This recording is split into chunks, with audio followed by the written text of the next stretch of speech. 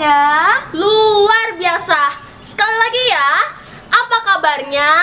Luar biasa. Wah, luar biasa. Baik adik-adik, sebelum kita memulai ibadah kita, ada beberapa hal nih yang harus dipersiapkan. Kak Tasya tahu nggak apa yang dipersiapkan, Kak? Apa ya Kak Helen? Nah, kita langsung lihat aja yuk sama-sama.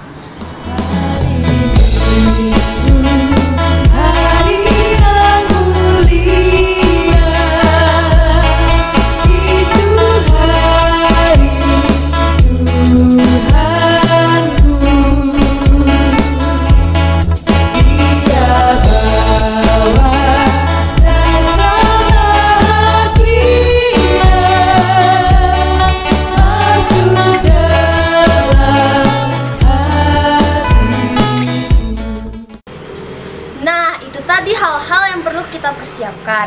Untuk memulai ibadah kita, mari kita mengangkat satu pujian dengan lagu Selamat pagi Bapa, selamat pagi Yesus, selamat pagi Roh Kudus. Musik.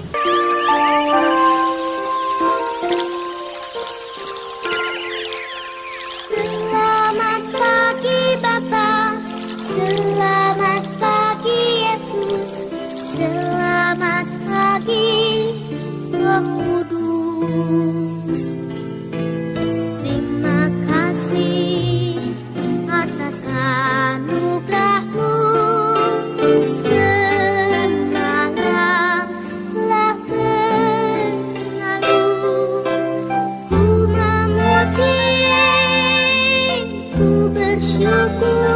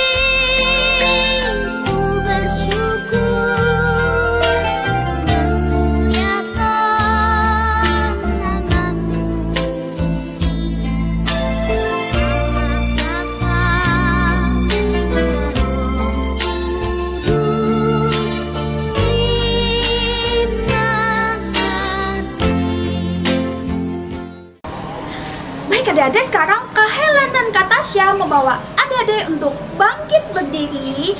Kak Helen mau ajak adik-adik buat olahraga dan gerak dulu. Kita angkat satu pujian dengan lagu Aku Diberkati, sepanjang hidupku diberkati. Musik.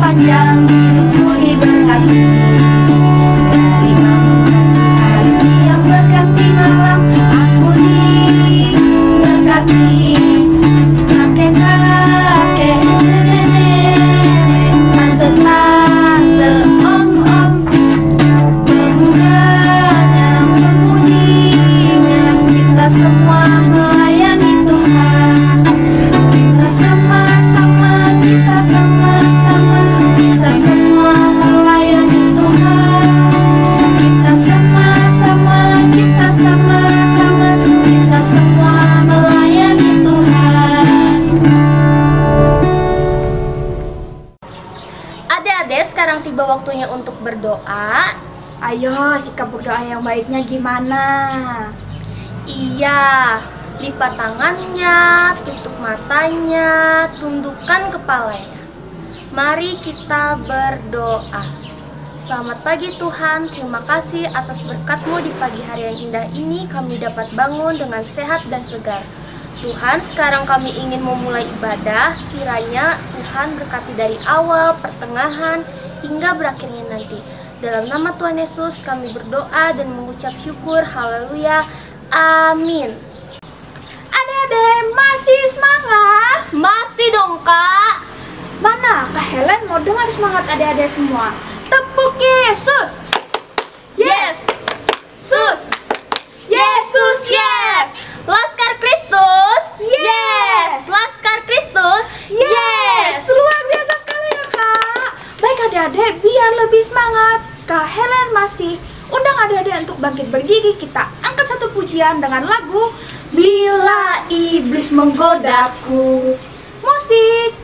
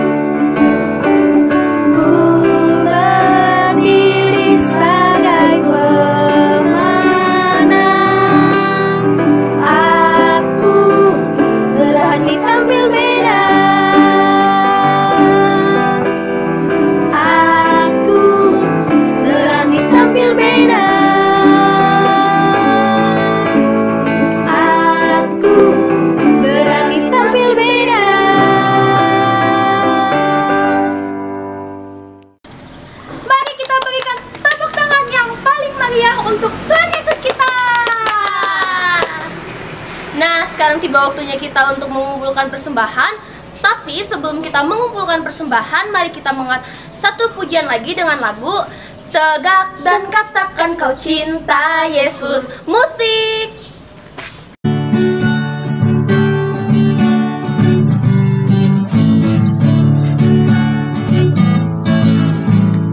Tegak dan katakan kau cinta Yesus. Tegak dan katakan kau cinta Dia.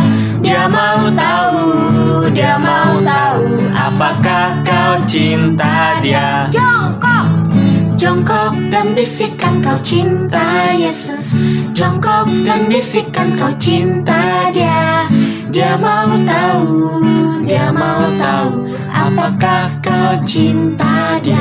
lompat, Lompat dan teriakan kau cinta Yesus. Lompat dan teriakan kau cinta Dia. Dia mau tahu, Dia mau tahu apakah kau cinta Dia. Dia mau tahu, Dia mau tahu apakah kau cinta Dia. Dia mau tahu, Dia mau tahu apakah kau cinta Dia. Nah, sekarang sudah tiba saatnya kita untuk mengumpulkan persembahan syukur kita. Tapi sebelum kita mengumpulkan persembahan syukur kita, ada yang harus dipersiapkan, yaitu sebuah amplop yang sudah ditulis dengan hari dan tanggal, yaitu hari Minggu tanggal 25 Oktober 2020. Oke, sebelum kita mengumpulkan persembahan kita, mari kita berdoa. Lipat tangannya, tundukkan kepalanya, tutup matanya. Mari kita berdoa. Tuhan Yesus yang baik, sekarang kami anak-anak-Mu ingin mengumpulkan persembahan. Tolong berkati persembahan kami ya Tuhan, agar dapat berguna bagi pelayanan-Mu. Terima kasih Tuhan Yesus, haleluya, amin. Oke, sambil kita mengumpulkan persembahan syukur kita, mari kita mengangkat satu pujian dengan judul Tabur waktu pagi, tabur benih kasih, tabur waktu siang, terus sampai senja. Kita nyanyi sama-sama ya, musik.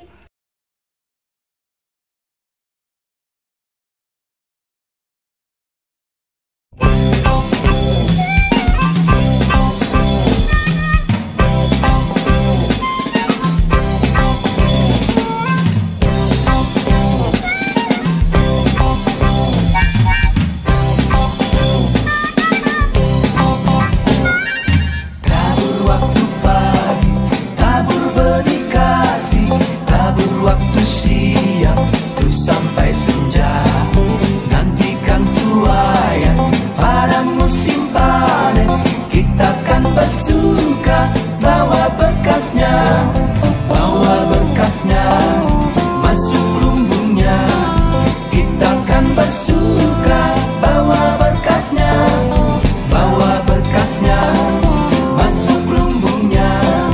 Kita kan bersuka bawa berkasnya.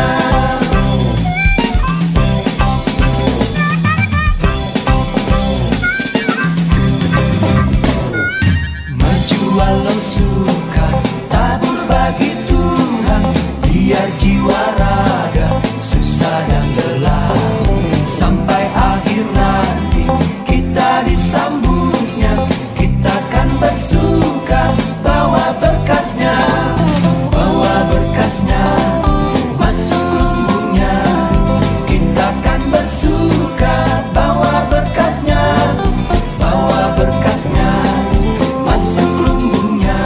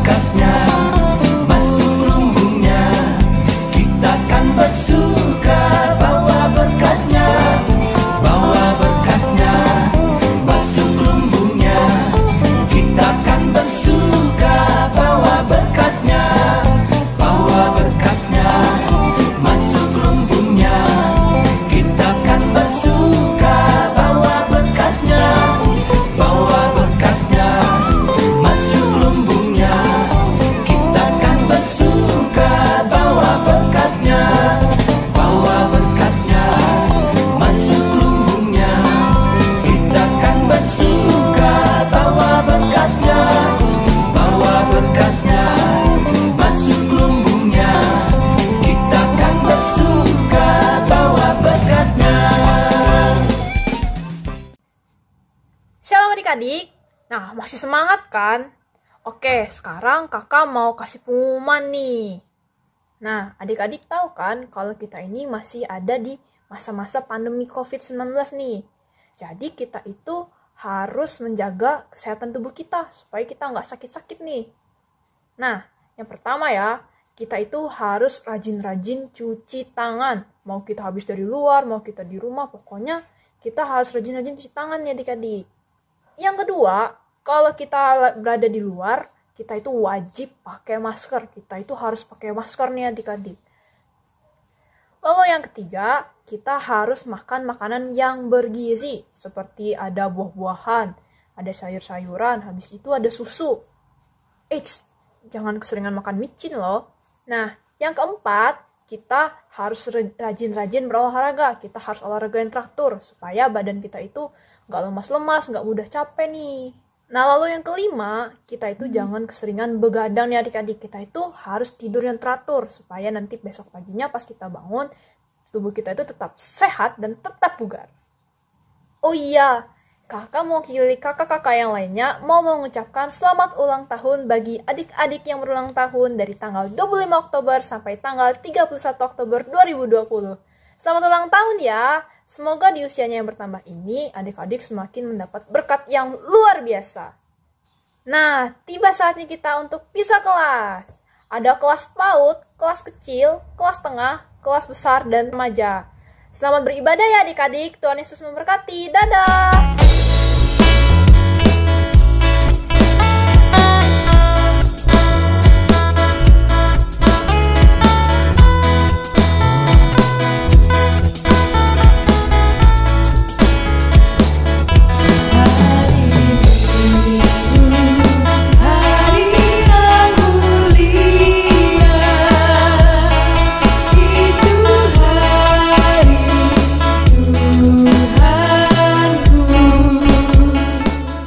Shalom adik-adik.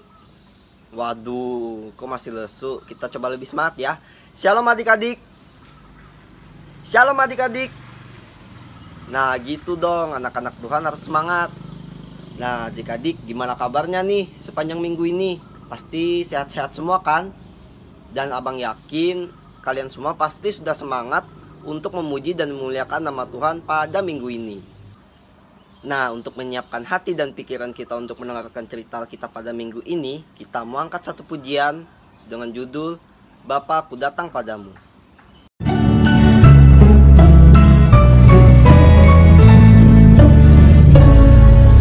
Bapa, Ku datang padamu, naikkan ucapan syukur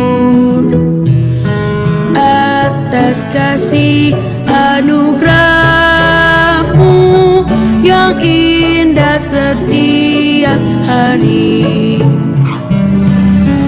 Pagi hari, siang hari, sore dan malam hari, tak hentinya mengucap syukur atas kebaikan-Mu.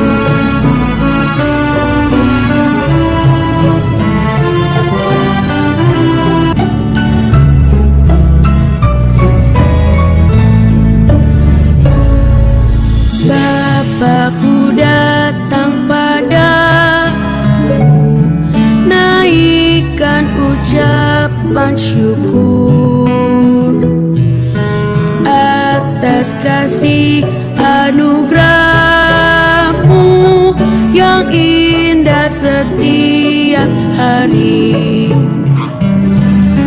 Pagi hari, siang hari, sore dan malam hari, tak hentinya mengucap syukur atas kebaikan-Mu.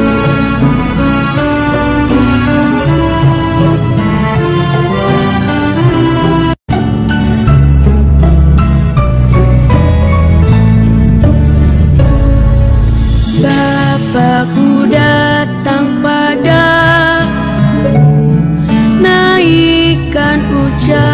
ucapan syukur atas kasih anugerah-Mu yang indah setiap hari. Pagi hari, siang hari, sore dan malam hari, tak hentinya mengucap syukur atas kebaikan-Mu.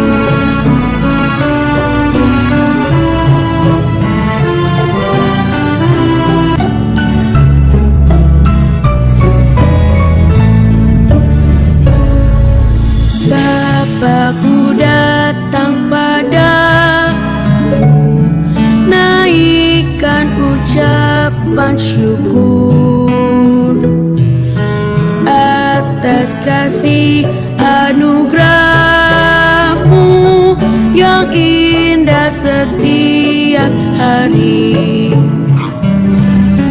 Pagi hari, siang hari, sore dan malam hari, tak hentinya mengucap syukur atas kebaikan-Mu.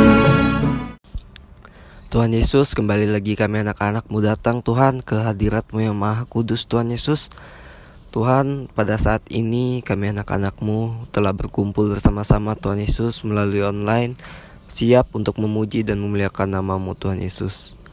Tuhan, kiranya Kau berkati ibadah kami dari awal, pertengahan hingga selesai nanti Tuhan, supaya kami dapat mengerti apa maksud dari firman-Mu pada minggu hari ini Tuhan Yesus. Kiranya Kau berkati kami ya Tuhan. Tuhan, demikianlah doa yang dapat kami sampaikan padamu. Di dalam nama-Mu kami berdoa dan mengucap syukur Tuhan. Haleluya. Amin. Nah adik-adik, di sini abang mau nanya dulu nih ke adik-adik. Kan ada 10 nih hukum perintah Allah. Nah, yang mana dari ke-10 hukum yang ada yang paling susah untuk ditaati? Menurut adik-adik nih, yang mana? Ayo. Alasan adik-adik memilih itu apa? Iya, pendapat adik-adik tidak ada yang salah, semuanya betul. Nah, sekarang kakak mau nanya, waktu bangsa Israel ada di padang gurun, hukum keberapa yang paling susah untuk mereka taati? Ayo. Iya, hukum yang kedua. Mereka di padang gurun membuat lembu emas. Ia membuat patung lembu emas yang melanggar hukum perintah yang kedua, adik-adik. Iya, tepat sekali. Itu karena mereka tidak melihat Allah, adik-adik. Mereka merasa kalau Allah itu jauh dari mereka. Dan ditambah lagi, Musa tidak ada bersama-sama dengan mereka di kemah, adik-adik.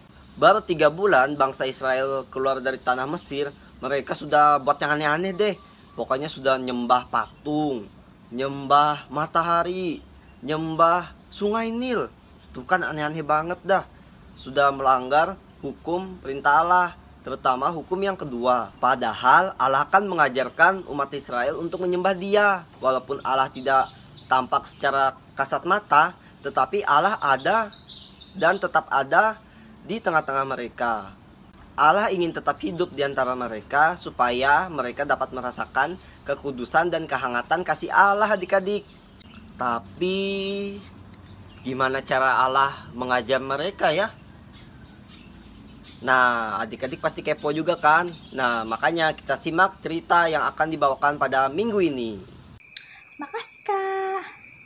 Nah adik-adik, sebelum kita masuk ke cerita, kakak mau kasih tahu nih, kalau Allah itu bisa rindu loh adik-adik.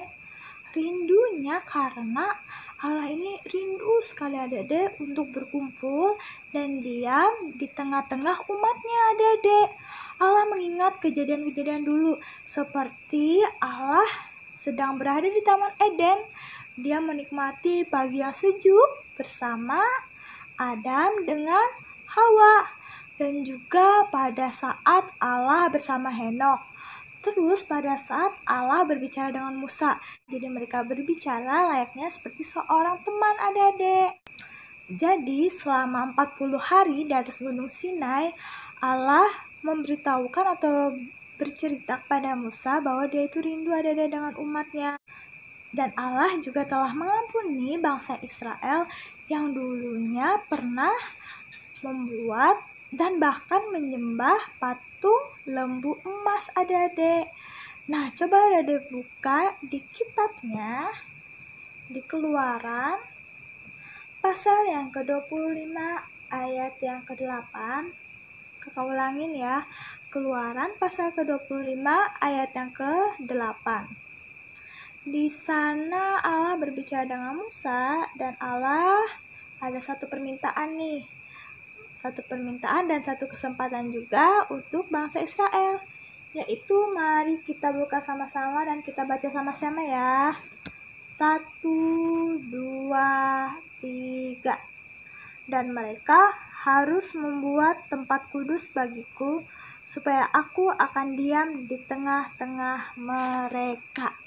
Jadi itu adik-adik yang Allah mau, yaitu membuat tempat kudus yang dinamai dengan kemah suci. Betul. Jadi pada pagi-pagi si Musa ini mengumpulkan bangsa Israel dan memberitahukan apa yang telah Allah beritahukan kepada Musa. Nah, jadi si bangsa Israel ini senang adik-adik karena mereka diberi satu kesempatan oleh Allah adik-adik. Padahal sebelumnya kan bangsa Israel itu berbuat dosa, yaitu menyembah patung.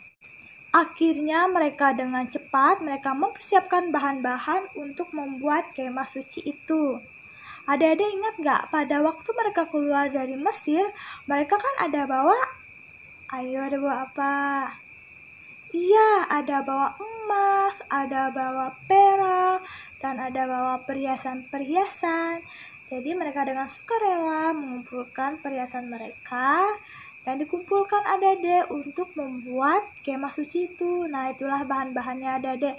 Dan juga ada kayu-kayu juga. Dan juga ada permata adik-adik.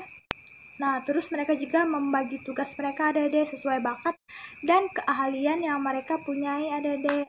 Jadi di sini Allah memilih 2 orang bapak yang dipenuhi dengan keahlian emang dari roh Allah, yaitu Bezalel dan Aholiab.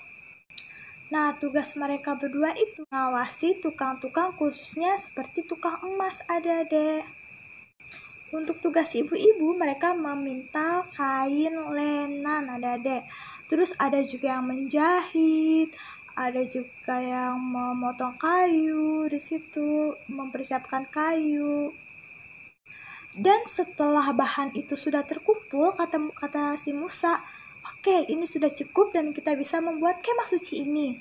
Musa dan suku Lewi mendirikan kemah suci dan halamannya adik-adik.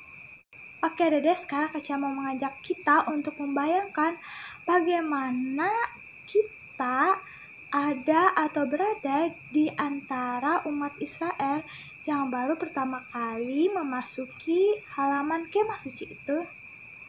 Oke, kita lihat ya ada apa-apa saja sih di dalam kemah suci itu, di luarnya bagaimana, terus di dalamnya bagaimana. Ayo kita lihat bersama-sama ya. Adik-adik lihat kan di sana hanya ada satu pintu dan tidak ada jalan lain untuk masuk ke halaman kemah suci itu kecuali melalui pintu itu. Pintunya itu adik-adik terbuka lebar dan mudah dibuka karena merupakan tirai yang tebal. Meskipun selalu ditutupin, tirai itu tidak terkunci adik-adik. Dan ini berarti semua orang boleh masuk kapan saja, siang ataupun malam. Dan tirai itu sangat indah adik-adik. Warnanya merah, biru, dan ungu, tidak seperti pagar putih yang mengelilingi halaman kemah. Nah, sekarang kita sudah berada di halaman kemah suci. Di sekeliling halaman ini, kita bisa melihat kan ada bagian dalam pagar yang mengelilingi halaman yang berwarna terang dan putih itu. Nah, tingginya itu 230 cm adik-adik. Jadi saat kita beribadah, kita tidak bisa melihat keluar adik-adik karena kita hanya fokus untuk beribadah kepada Allah. Dan di sana ada sebuah mesbah adik-adik yang agak tinggi sekitar 138 cm dan terbuat dari kayu yang dilapis dengan tembaga. Itulah mesbah korban bakaran dan mesbah itu terletak di dekat pintu gerbang adik-adik. Ayo kita lihat lagi lebih dalam. Nah, di sana ada sebuah bejana besar yang seperti kolam yang ada isi airnya itu loh. Nah, itu adalah bejana pembasuhan. Bejana itu menyilaukan mata karena di dalamnya dilapisi cermin-cermin yang dipersembahkan oleh kaum wanita Israel. Saat seorang melihat bejana pembasuh itu, mereka dapat melihat mukanya, dan hanya iman-iman yang akan masuk ke kemah suci yang dapat mempergunakan bejana itu. Mereka harus mencuci kaki dan tangannya di bejana itu. Setelah bejana pembasuh, nah di sini ada yang namanya serambi kudus. Dia itu tidak terlihat terang oleh matahari karena tidak ada jendela, tetapi tempat itu tidak gelap, pelita menjadi sumber terang. Nah, tiang tengah mempunyai 3 cabang ke kanan dan ke kiri, sehingga ada 7 lampu yang menyala di situ. Seorang iman selalu memperhatikan lampu-lampu itu supaya tetap terisi dengan minyak zaitun. Nah, kalau kita lihat menoleh ke kanan, terlihat ada meja roti sajian. 12 roti dibuat dari tepung terbaik dan diletakkan di meja ini. Hanya iman-iman yang melayani di serambi kudus yang boleh memakan roti ini. Mejanya itu adalah meja di mana roti itu tidak pernah kurang, menyatakan pada kita tentang janji Allah bahwa Ia akan selalu memelihara 12 suku bangsa Israel. Nah, perkakas lain yang ada di situ yaitu mesbah pembakaran ukapan. Itu adalah tirai yang memisahkan serambi kudus dan serambi maha kudus. Itu adalah mesbah pembakaran ukapan yang menimbulkan bau yang sangat harum, sehingga ukapan selalu dibakar di atas mesbah itu, karena asap yang naik adalah lambang doa yang terus-menerus naik pada Allah. Siang dan malam, seorang iman bertanggung jawab untuk membersihkan dan mengisi kandil itu, sehingga ukapan selalu dibakar di atas mesbah tersebut. Di tirai tersebut ada gambar malaikat yang ditenun dengan teliti pada bahan tirai yang berwarna biru ini adik-adik, atau yang digambar ini dia warna merah. Hanya iman besar yang boleh memasukinya. 1 kali setahun ia masuk untuk meminta pengampunan dari Tuhan. Jadi hanya ia sendiri saja yang boleh masuk dan hanya 1 kali dalam setahun. Di sini juga terlihat tabut perjanjian yang berisi 2 loh batu yang berisi tentang 10 hukum Tuhan. Tabut perjanjian itu berbentuk seperti peti yang ditutupi oleh tutup pendamaian. Begitulah nama yang diberikan Tuhan Allah. Dan pada kedua sisi penutup ini ada gambar malaikat yang menundukkan kepala dan menutupi tutup pendamaian dengan sayapnya. Tabut dibuat dari emas murni. Kemuliaan Allah memenuhi kemah suci itu. Mereka harus keluar dan dengan rasa sukacita dan hormat. Semua mata memandang kemah suci yang mereka kerjakan bersama-sama sebagai tempat penyembahan. Ketika mereka memandangnya, mereka menyaksikan awan tanda kehadiran Allah bergerak dari luar perkemahan dan diam di atas kemah suci. Kemuliaan Tuhan memenuhi serambi maha kudus. Betapa gembiranya umat Israel. Tuhan tidak berada di luar perkemahan mereka, melainkan tinggal di tengah-tengah mereka. Nah, itu tadi adik-adik cerita tentang kemah suci yang dibuat oleh bangsa Israel. Jadi kemah suci ini beserta semua isinya menunjukkan bagaimana cara kita untuk menghampiri Allah adik-adik.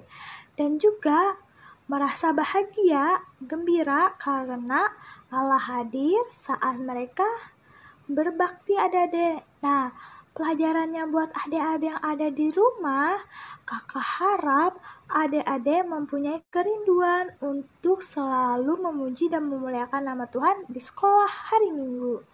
Nah, itu saja adik-adik cerita yang bisa Kak Cia sampaikan dalam minggu ini. Sampai ketemu minggu depan ya. Tuhan Yesus memberkati kita semua. Bye-bye. Shalom adik-adik. Iya, seru ya cerita yang telah dibawakan oleh Kak Cia. Luar biasa cerita kita minggu ini. Oke adik-adik, sekarang kita sudah berada di penghujung ibadah kita. Untuk mengakhiri ibadah kita pada pagi hari ini, Kak Esther mau ngajak kita semua untuk sama-sama berdiri, kita memuji Tuhan. Lagunya Selamat di Tangan Yesus. Tahu kan lagunya? Kita menyanyi bersama-sama dari rumah masing-masing.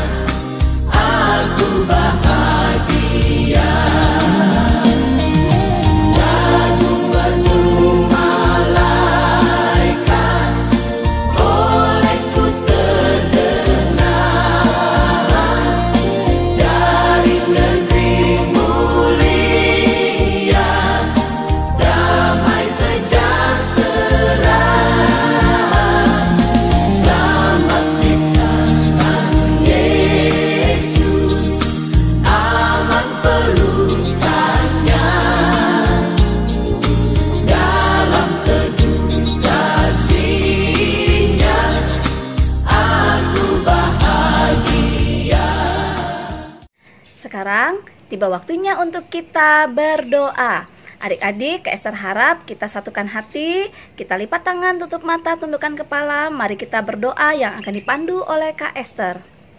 Terima kasih Bapa, karena kasih-Mu begitu besar dalam kehidupan kami. Terlebih kami anak-anak-Mu pada hari ini telah mengikuti ibadah sekolah minggu secara online.